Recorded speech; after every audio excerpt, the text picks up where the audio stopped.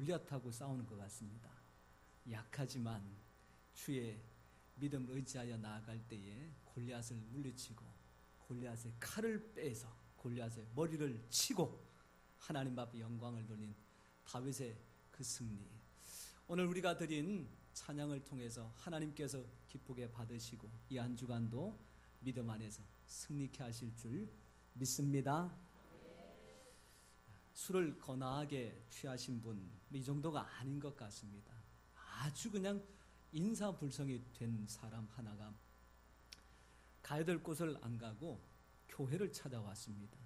예배 시간에 찾아왔더라면 누군가가 잘 살펴서 그래도 예배를 드리도록 안내를 해 주었을 텐데 예배 시간도 아닌, 그리고 관리를 위해서 닫혀져 있는 문을 쾅쾅쾅 이렇게 두드리고 있으니 이 듣다 못한 교회 관리사님 나오셔서 도대체 무슨 일인가, 이 시간에 누가 저렇게 정신없이 교회 문을 두드리고 있을까 싶어서 가봤더니 이게 머리에서부터 발끝까지 근하하게 취하신 분이라는 걸 한눈에도 알 것 같아요.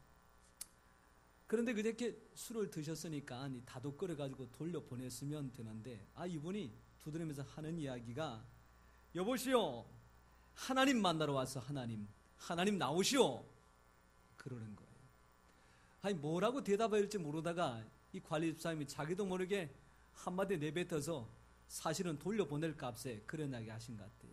여기 그런 분 없습니다, 그러고 말았다는 얘기예요. 물론 이것은 실언입니다. 그저 다급한 가운데서 저 인사불성이 된 사람을 어떻게 하든지 마음에 좀 상처 안 되게 해서 돌려보내야 될 것 같은데, 그런 마음으로 뱉었던 말인데 하나님이 교회 안 계시면 어디 계시단 말이에요.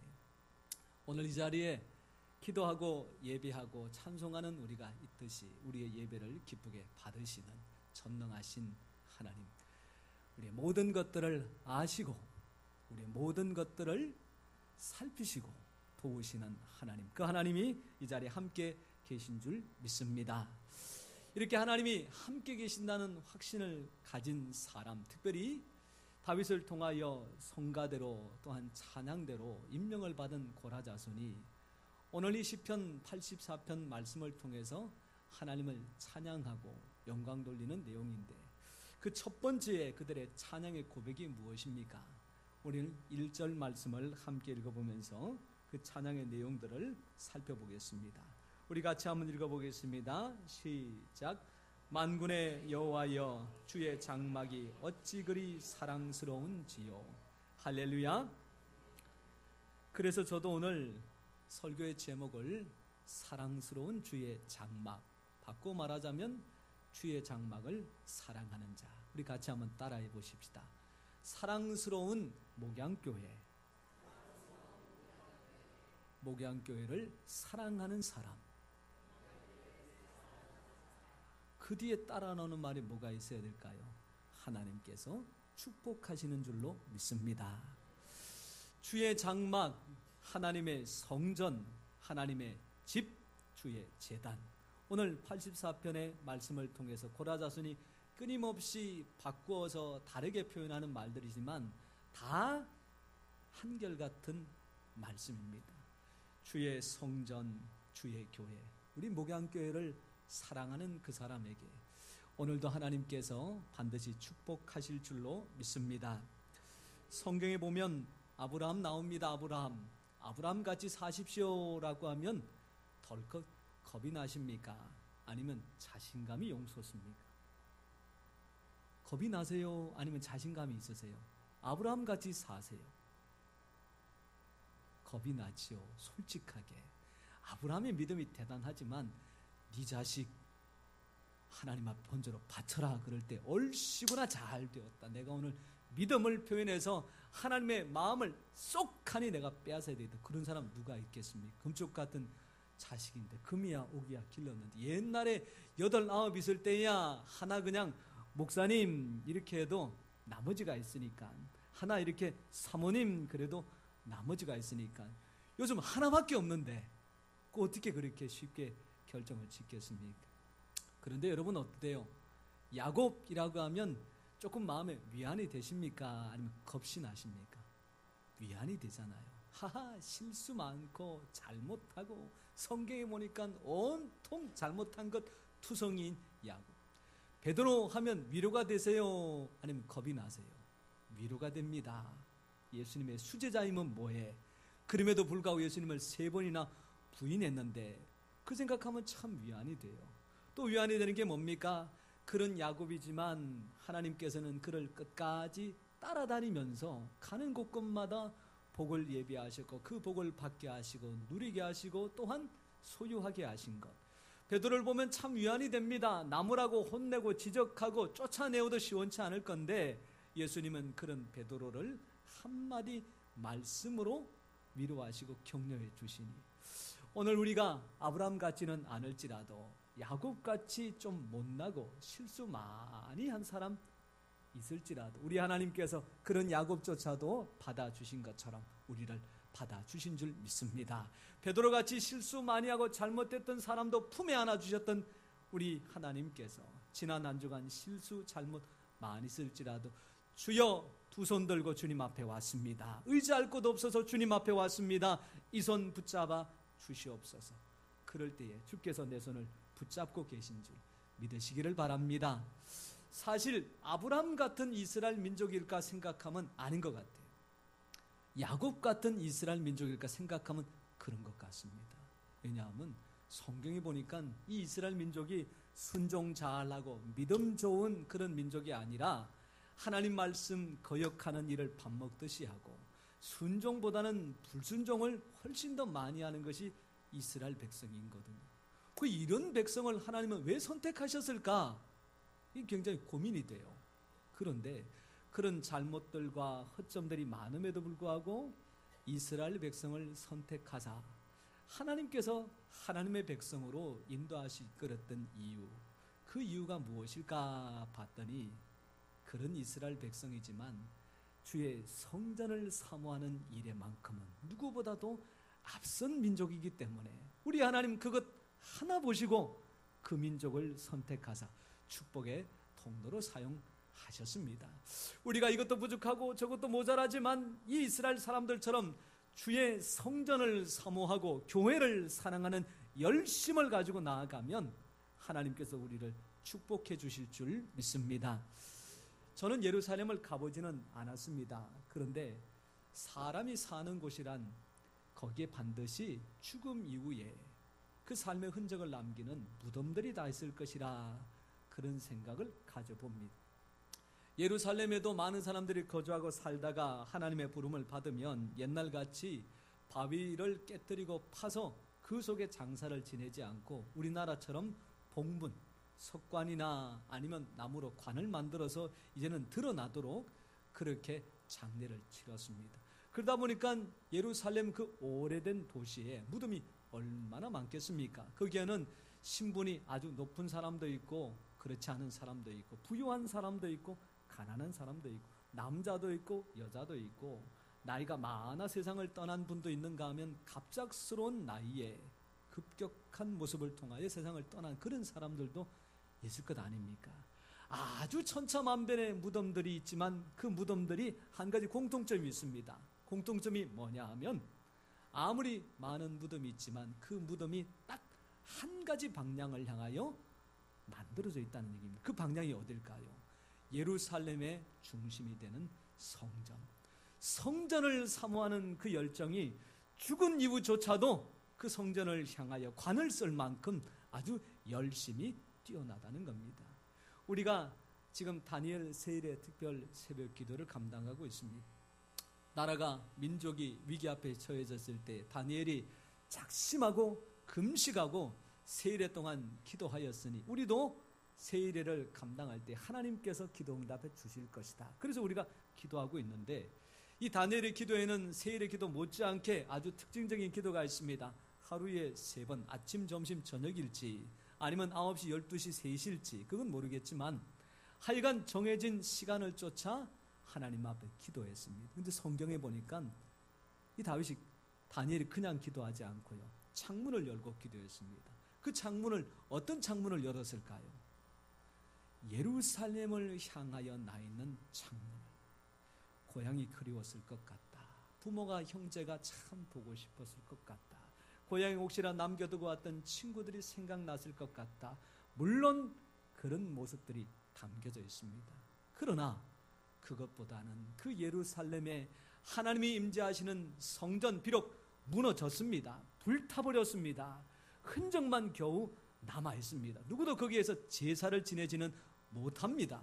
그럼에도 불구하고 그 불타버린 흔적만 남아있는 그 성전을 향한 열심히 우리 하나님께서 기뻐하시사 그 다니엘을 통하여 귀한 축복을 허락하시고 그한 생명으로 말미암아 포로되어져 있는 이스라엘 모두에게 안전과 평강을 허락해 주셨습니다. 이스라엘 백성이 성전을 사모하여 이런 귀한 축복을 얻었다면 오늘 우리가 하나님을 사랑하는 마음으로 교회를 사랑하고 섬기고 돌볼 때에 우리 하나님께서도 그와 같은 복으로 허락해 주실 줄 믿습니다. 여러분, 요즘 반려견 키우시는 분들 참 많은데 태생적으로 반려견을 싫어하는 사람도 있습니다. 여러분들 오해하시면 안 돼요. 왜냐하면 알러지가 있어서 만지기만 해도 콧물이 나고 두드러기가 생기고 밤새도록 집에 가서 몸살 나는 사람, 그 사람의 개를 싫다 그래서 이상하다 그러면 안 되지요. 근데 이 사람이 어느 날 갑자기 개를 안고 다니기 시작합니다. 뒤처리까지 다 합니다. 먹이를 주기도 하고요, 때로는 뽀뽀도 하기도 하고요. 그러고는 집에 가서 어떻게 밤새도록 끙끙 아이고 죽겠다. 그리고 그 다음날 또 가서 개를 만지고 돌보고 뒤처리 해주고 또 먹이고 뽀뽀하고 다 집에 가서 또 끙끙 앓고. 왜 그럴까 싶었더니 그 개를 데리고 사는 주인이 자기가 사랑하는 여자 친구인 겁니다. 여러분, 이 청년이 개를 사랑하는 겁니까? 아니면 여자 친구를 사랑하는 겁니까? 개가 좋아서 알러지에도 불구하고 이 개를 먹이고 입힐까요? 아니면 자기가 사랑하는 여인 때문에 알러지가 생기는 그 개를 품고 핥고 뽀뽀하고 먹이고 그렇게 할까요? 이야, 사랑의 힘이라는 게 이렇게 대단하구나. 사랑의 힘이라는 게 이렇게 대단한 겁니다. 여러분들 이것뿐만이 아니에요. 여러분들이 아마 자녀들을 키웠을 때나 아니면 손주들을 키웠을 때 갓난자기들이 잘 먹습니다. 잘 먹으면 또 뭘 해야 됩니까?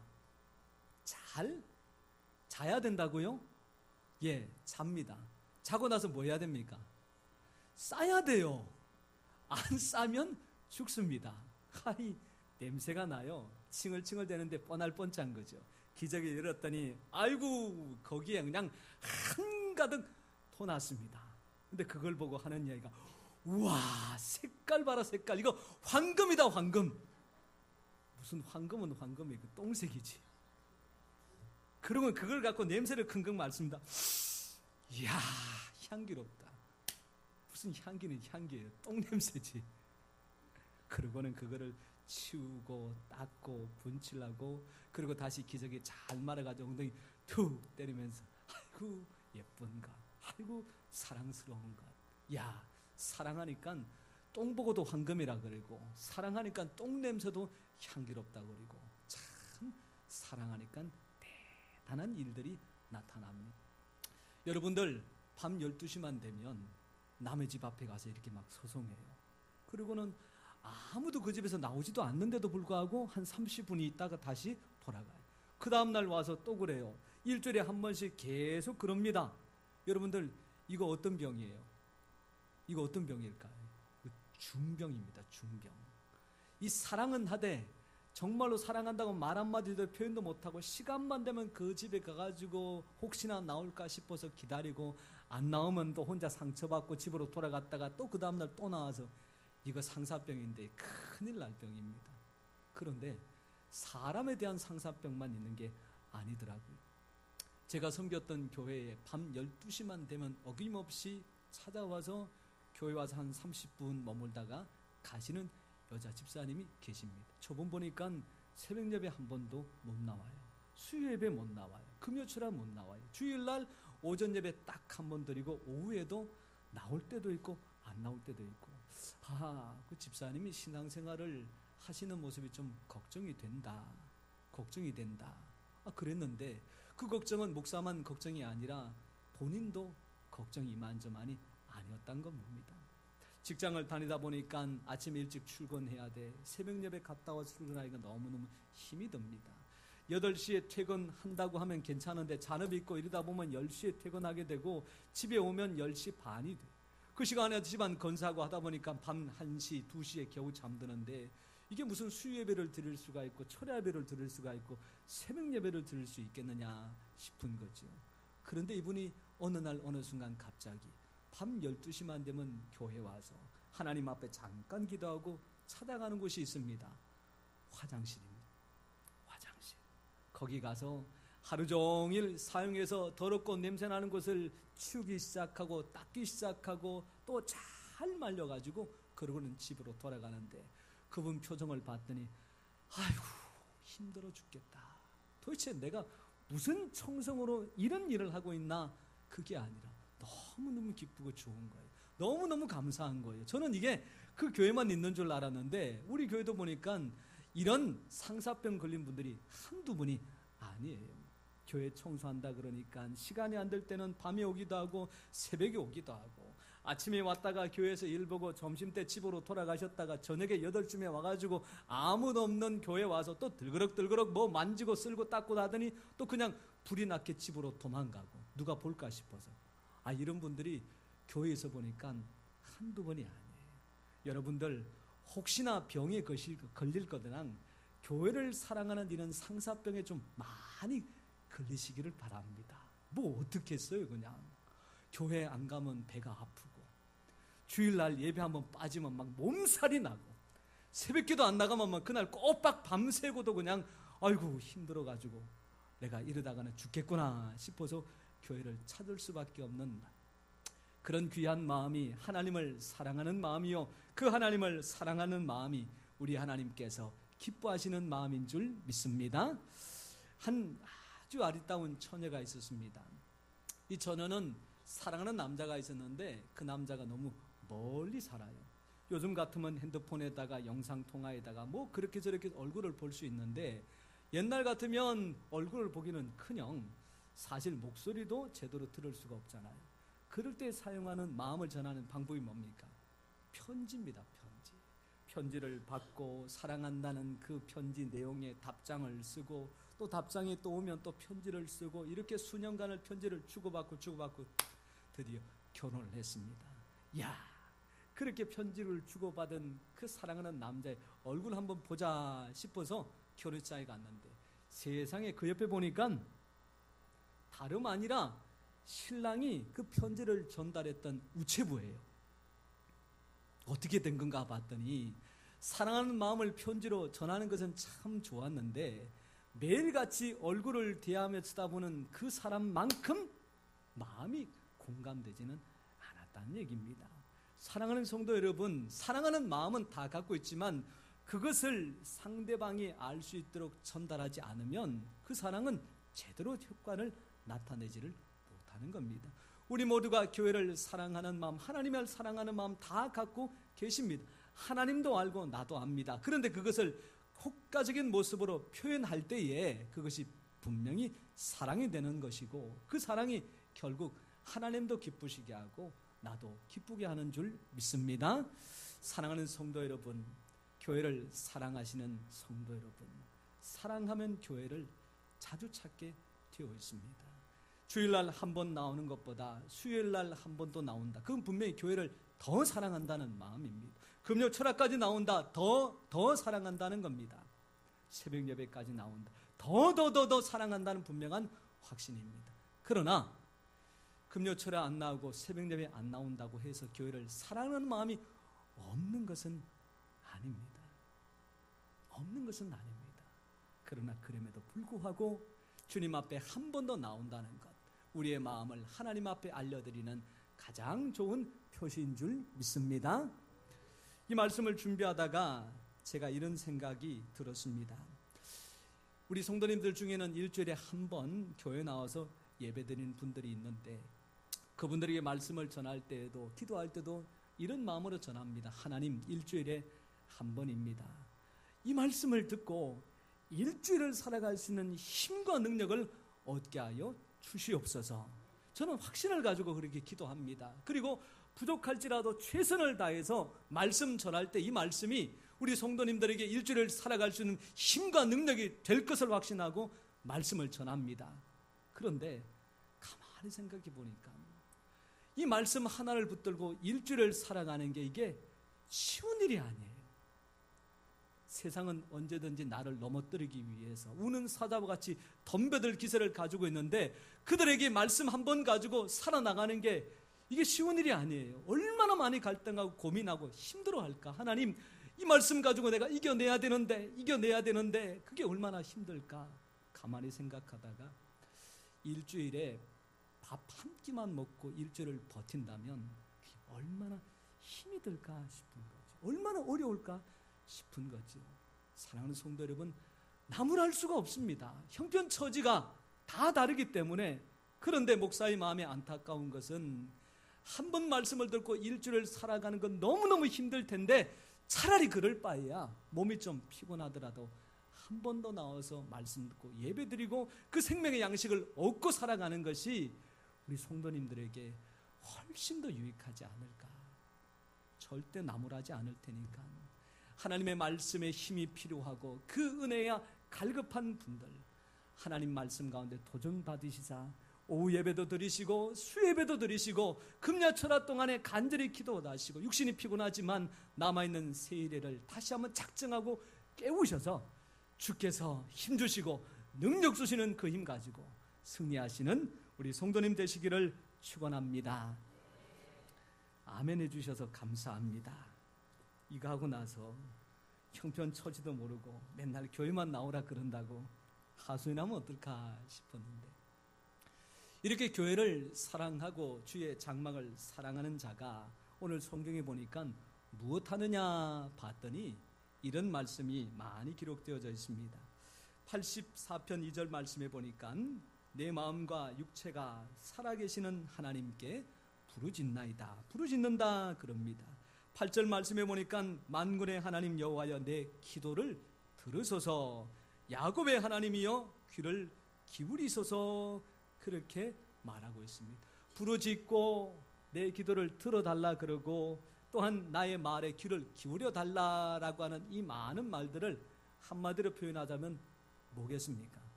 기도하는 겁니다. 하나님을 사랑하고 하나님의 교회를 사랑하는 사람의 가장 대표적인 모습은 하나님 앞에 기도하는 겁니다.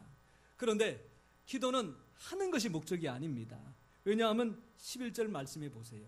앞에까지는 부르짖고 들어주세요, 귀를 기울여 주세요, 내가 기도합니다 그랬는데 11절 말씀에 기도하는 이유가 거기에 기록되어져 있습니다. 도대체 왜 기도할까? 우리 11절 말씀을 읽으면서 확인해 보겠습니다. 시작.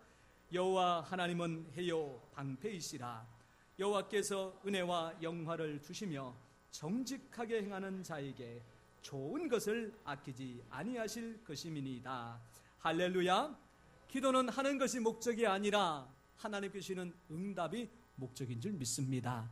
하는 것으로 만족하겠다, 신앙 좋고 믿음 좋은 인격 좋은 모습이 아니라 신앙과 믿음이 무엇인지 모를 때 하는 소리입니다.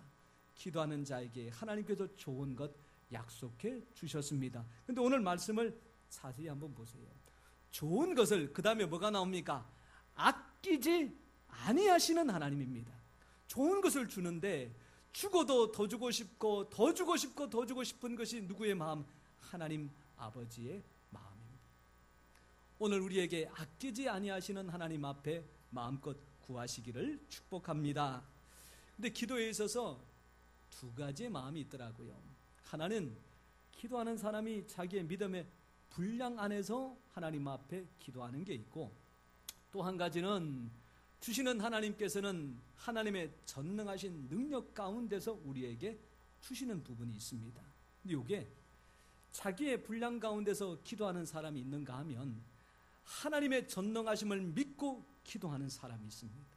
자기의 분량 가지고 기도하면 기도의 폭도 좁고 깊이도 얕고 크기도 작을 수밖에 없습니다. 그런데 내 기도를 들으시는 전능하신 하나님 믿고 기도하는 사람, 그 기도의 폭이 넓고 깊고 크게 기도할 수 있는 줄 믿습니다. 저희 집에 아이가 둘이 있는데 큰아이하고 생긴 일입니다. 항상 핸드폰을 보거나 아니면 컴퓨터를 볼 때에 그 아이 또래들이 좋아하는 웹툰을 봅니다. 말하자면 만화인데 그것이 핸드폰이나 아니면 컴퓨터 모니터에서 보는 것이라고 해서 웹툰이라고 말하는 것, 사실 그 차이 정도에서 크게 지나지 않는 것 같습니다. 그래서 아버지가 그 아이를 쳐다보면서 이러쿵저러쿵 말했다가는 아쎄 그냥 말하고는 담을 쌓을 것 같고 지나가는 한마디로 웹툰 만화만 문화가 아니라 뮤지컬 같은 것도 참 너한테 도움이 될 거야. 그렇게 한마디 했더니 이 아이가 그 한마디 말을 듣고는 지가 막 검색을 해가지고 뮤지컬을 가서 공연을 보고 왔습니다. 그러고는 웹툰은 저리 걷어치우고 이제는 뮤지컬 맨날 이야기합니다. 가서 들었던 그 배우 이야기하고 또한 그 배우가 불렀던 노래 부르고 텔레비전을 틀어서 다 검색해서 그 뮤지컬, 핸드폰을 검색해서 그 뮤지컬, 웹툰과 뮤지컬이 달라졌을 뿐이지 하는 행동은 사춘기 아이와 똑같더란 얘기죠. 그런데 웹툰을 볼 때는 사실 큰 돈이 들지 않습니다. 근데 뮤지컬을 보는 거는 돈이 많이 들어요. 한 번 갈 때마다 10,000원, 20,000원 아니고요, 3만 원이나 들더라고요. 3만 원. 그 처음에 갈 때는 뱉은 말이 있기 때문에 3만 원을 내가 대줄 테니까 갔다 와라 그러는데 갔다 와서 또 가려고 그럴 때에 이 3만 원이 쥐도 부담이 되고 또 이제 아버지한테 말하려고 그러니 그것도 미안하고 그래가지고 한다는 이야기가 아빠 3만 원 중에 10,000원은 내가 부담하고 10,000원은 엄마한테 부탁할 테니까 아버지는 10,000원만 좀 보태줘요. 제가 그 이야기 듣고 아이고 이렇게 철이든 녀석 그러지 않고 야 내가 너한테 3만 원이 아니라 10만 원도 줄 수 있는데 왜 나한테 10,000원밖에 안 달라 그러냐고 제가 그 이야기 듣고 조금 화가 났습니다. 아버지는 더 주고 싶고 그렇게 하려고 하는 그 아이의 모습을 보니까 너무 기쁘고 그래서 지가 달라고 안 그래도 막 줘서라도 보내고 싶은데 지는 지 양심 따라서 10,000원만 보태주면 괜찮다고. 하하 참. 제가 그 아이 탓하다가 하나님 앞에 서 있는 저의 모습을 보게 됩니다. 기도하는 것도 지금까지 살아왔던 인생의 체험 가운데서 기도하고 기적에 대한 간절한 기대함도 내가 살면서 들었던 이야기 정도에서 기적에 대한 소망을 갖고 있으니 이 기도의 분량이 좁고 얕고 약할 수밖에 없더라고요. 그런데 우리 하나님 어떤 분이십니까? 좋은 거 주시되 어떻게 해요? 아끼지 아니하시고 주시는 분이십니다. 아들을 주신 하나님께서 그 아들과 함께 무엇을 우리에게 아끼시겠느냐 그렇게 스스로 말씀하신 분이 하나님이십니다. 우리가 하나님 앞에 어차피 기도할 것 전능하신 하나님의 분량을 쫓아 구하고 부르짖고 찾을 때에 우리 하나님께서 오히려 그것을 기뻐하시는 줄 믿으시기 바랍니다. 세일의 기도가 얼마 남지 않았습니다. 기도하고 하나님 앞에 새벽을 깨워 기도하는 것 참으로 귀하고 복됩니다. 그러나 기도하는 것으로 만족하지 말고 하나님 나도 기도했습니다. 누구는 기도 3일 만에 이런 문제가 해결되어졌고 누구는 2주 만에 집 파는 문제가 해결되어졌고 또한 거래처에 또한 대금이 들어오는 문제가 해결되어졌는데 하나님 나는 구경꾼 되지 말고 나도 그런 기적의 주인공 되게 하여 주시옵소서. 남은 세일을 통하여 하나님 앞에 간절히 기도하고 응답받는 우리 모든 성도님 되시기를 축원합니다. 이렇게 주의 성전을 사모하는 열심을 가진 사람, 사실 오늘은 성전 축복 감사주일입니다. 이 성전을 사모한 열심이 오늘 우리 교회를 이루게 했고 앞으로도 우리 교회를 하나님 앞에 쓰임받게 할 텐데 이 시점에 우리 교회 역사를 잠시나마 들어보는 것 의미 있을 것 같습니다. 우리 교회는 1988년 1월 31일 동작구 사당 5동 202-16번지 목사님 사택에서 어린이까지 28명이 모여서 첫 예배를 드렸습니다.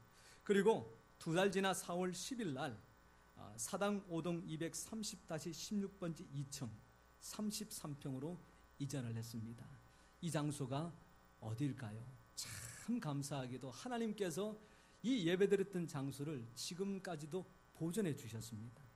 실내 모든 것들까지가 아니라 그 외관을 보면 30년 전에 찍었던 사진과 지금의 모습이 크게 다르지 않도록 잘 남겨두셨어요. 한 번씩 지나가다 보면 아하, 하나님의 섭리가 이와 같구나라는 것을 확신할 수 있습니다. 그로부터 7년 지나서 1995년 10월 22일 사당 사동 316-4 지금에 있는 농협 2층에 당시 150평으로 성전을 이동하게 되고 거기에서 우리 교회가 성장하고 부흥하여 하나님의 귀한 역사를 많이 감당했습니다.